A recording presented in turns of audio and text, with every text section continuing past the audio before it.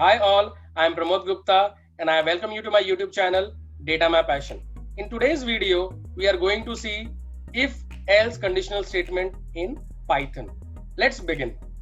Before understanding if else conditional statement in Python, let's relate this problem to a real world business scenario. There is an online retail company, say for example Amazon. They design different discount plan for different products, different customer. In festival season, they actually come up with different discount for all their products. So based upon one condition, they have different decision. Based upon another condition, they have different decision. So actually, you can see in real world also, we have seen so many conditions, and based upon condition, there are different outcomes. There are n number of use cases you can see in real life. And how do we actually implement those different if and else conditions or conditional statement in a programming language like Python? Let's try to see it here. So let's first begin with if statement. Okay, so let's first understand what is the syntax of if statement. So in Python, it's quite easy to write if statement. So you have to write just a if keyword, and then you have to specify your condition, and then you have to put a semicolon. After that, in the next line, after leaving a tab, you have to give your body of your block. So in Python, we don't need to put curly braces in order to enclose your body part of if block.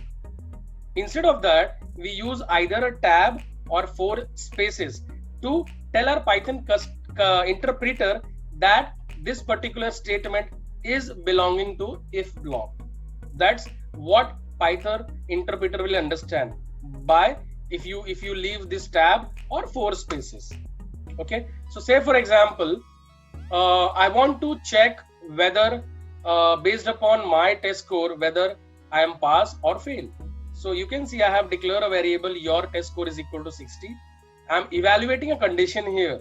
If your test score greater than equal to 40, then print congratulations, you are passed. So if I execute this statement, you can see the condition got true and it went into inside body of if clause, and it executed this print statement, print function, right? Now what happened in if statement in Python, actually in the place of condition, if you put the value true or any value other than false or 0, it assumes that as true. So you can put your conditions, or you can put any number like 10, 20, 30, anything will do, or true. So if you put condition, true or number, it will always go in your Python interpreter, always go inside body of if clause. So if I execute this statement, you can see this first statement, we are in if statement, statement 1, this got printed. Also the second statement also got printed, because that's how Python interpret if clause. Now for showing you the other side, if you have a false keyword written here in the place of condition or a 0, you will not, your Python interpreter will not go inside if clause body, and it will not do anything here, which you can see it here. So that's how if clause works. So whenever you have one condition, then you can use your if clause like the way I have shown you just now. Now, if suppose you have a mutually exclusive event, so when I say that, it means that when you have 2 outcomes, whether first will happen or second will happen, one at a time, right?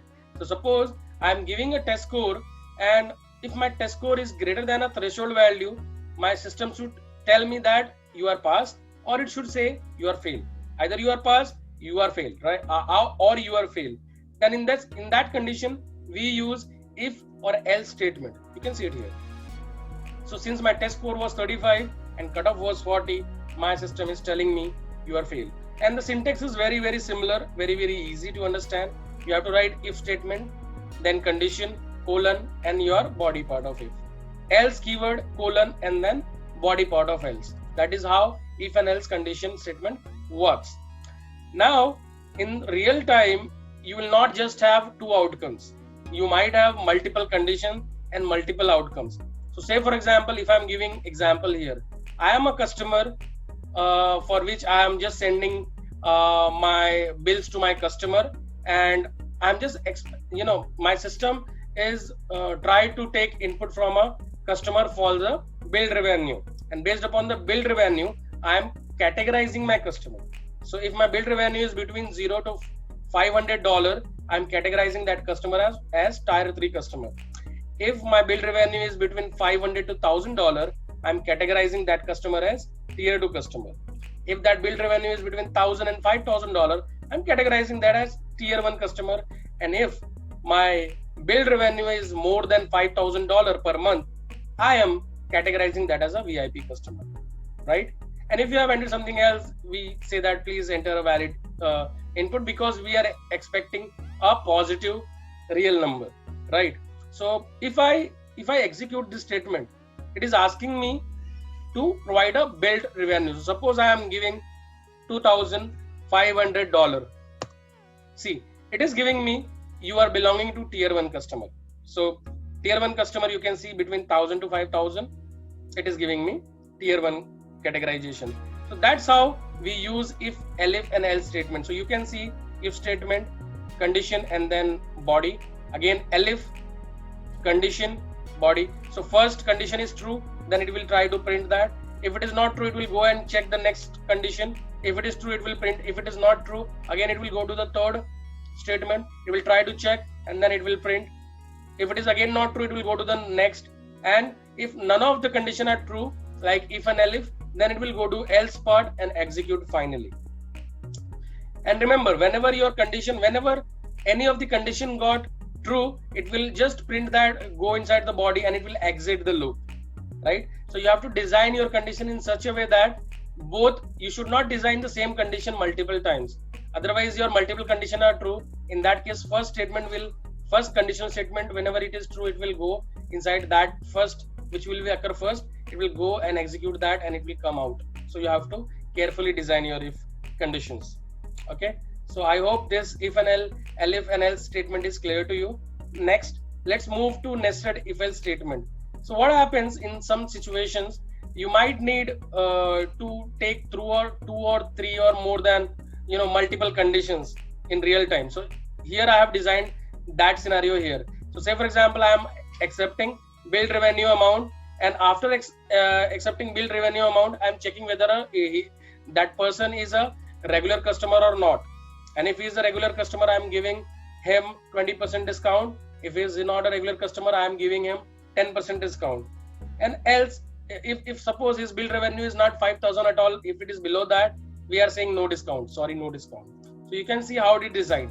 I have first checking the billed revenue part more than 500. Then inside that if body part, I am again accepting a new input from a customer, and here I am checking whether that second condition, whether he is regular customer or not. If he is a regular customer, I am giving him 20% discount. Else, I am giving him 10% discount. So let's see. Let me execute that command. So he's saying enter. The system is saying enter the billed revenue. So I am entering 6,000. So that I go into first condition.